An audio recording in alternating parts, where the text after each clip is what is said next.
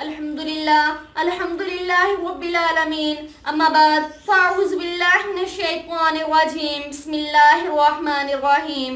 ناظرین، آج میں آپ کو بی بی سکینہ کی پیاس اور آج کے مسلمانوں کا روزہ بتاؤں گی۔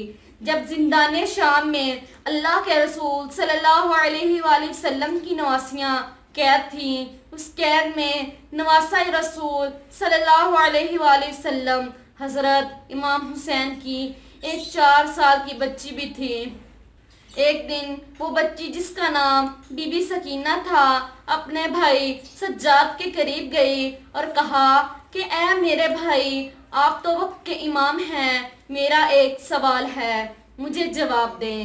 امام سجاد نے کہا، بولو بی بی سکینہ، پوچھو جو پوچھنا چاہتی ہو۔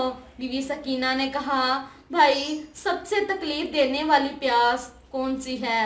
تو امام سجاد نے فرمایا، اے سکینہ، پیاس کے 4 مراحل ہیں جو سب سے زیادہ تکلیف دہ ہیں۔ بی بی سکینہ نے کہا، بھائی وہ کون سے ہیں؟ امام سجاد نے کہا، پہلا تکلیف دینے والا مراحل، جب انسان کی آنکھوں کے سامنے اندھیرا چھانے لگے اور اسے دیکھنے میں تکلیف ہو۔ بی بی سکینہ نے فرمایا، وہ کیسا ہوتا ہے؟ امام سجاد رو کر فرمانے لگے، جیسے تمہارا بھائی قاسم اپنے بابا امام حسین کے قریب گیا اور کہنے لگا، اے میرے آقا، مجھے آنکھوں سے صحیح نظر نہیں آ رہا۔ اس وقت وہ پیاس کے پہلے درجے پر تھا۔ بی بی سکینہ نے کہا، بھائی دوسرا درجہ کون سا ہے؟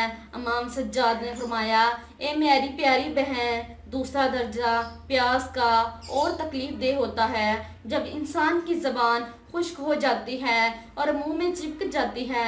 بی بی سکینہ نے کہا، بھائی وہ کون سی پیاس ہے؟ امام سجاد نے کہا، سکینہ، جب تمہارا بھائی اکبر میدان کربلا میں تھا، اسے پیاس کی تکلیف تھی، وہ دوڑتے ہوئے آیا اور کہنے لگا، بابا میرا منہ خشک ہو گیا ہے، مجھے پانی دو۔ اور تمہارے بابا حسین نے کہا، اکبر تو اپنی زبان میرے منہ میں ڈال دے، شاید تمہیں آرام ملے۔ جب تمہارا بھائی اکبر نے تمہارے بابا کے منہ میں زبان ڈال لی اور رو کر زبان باہر نکال لی اور رو کر فرمانے لگے، بابا آپ کا منہ تو مجھ سے بھی زیادہ خشک ہے، وہ درجہ پیاس کا دوسرا درجہ ہے۔ بی بی سکینہ رو کر فرمایا، بھائی پیاس کا تیسرا درجہ کیسا ہے؟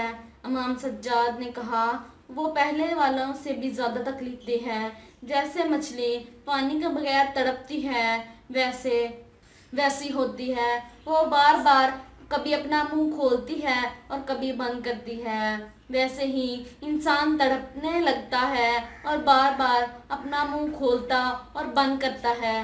بی بی سکینہ نے رو کر کہا، میں نے وہ پیاس کا منظر دیکھا ہے جب کرب و بلا میں شہید ہو کر میرا بھائی اصغر تڑپ رہا تھا، کبھی پیاس سے منہ کھولتا اور کبھی بند کرتا تھا۔ امام سجاد نے کہا، ہاں سکینہ، پیاس کا وہ درجہ تیسرا درجہ ہے۔ بی بی سکینہ نے کہا، بھائی پیاس کا چوتھا درجہ کون سا ہے؟ امام سجاد خون کے آنسو رونے لگے اور فرمانے لگے، پیاس کا چوتھا درجہ وہ دردناک منظر ہے جب انسان کے جسم کی نمی ختم ہو جاتی ہے، انسان کے جسم کا پانی خشک ہو جاتا ہے، پھر انسان کی ہڈیوں کا گوشت انسان کی ہڈیوں کو چھوڑ دیتا ہے اور کپڑے زیر تن ہوتے ہیں، ان کی کھال میں پوست ہوتے ہیں۔ بی بی سکینہ نے رو کر کہا، میں نے وہ منظر نہیں دیکھا۔ امام سجاد نے کہنے لگے، اے سکینہ، جب تمہاری شہادت ہوگی تم اس پیاس کے درجے سے گزرو گی، تمہارا جسم کا گوشت تمہاری ہڈیوں کو چھوڑ دے گا اور تمہارے جسم کی کھال ایک ہو جائیں گی۔ یہ سب سن کر قید خانے میں گہرام مچ گیا، سب رونے لگے۔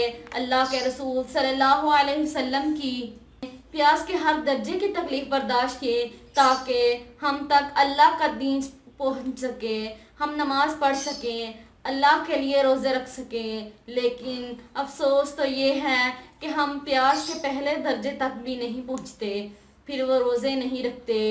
پیغام کو اتنا پھیلاؤ کہ انسان کے اندر روزے رکھنے کی تڑپ پیدا ہو جائے، انسان اللہ کو راضی کرنے کے لیے روزہ رکھنے لگے۔ جزاک اللہ۔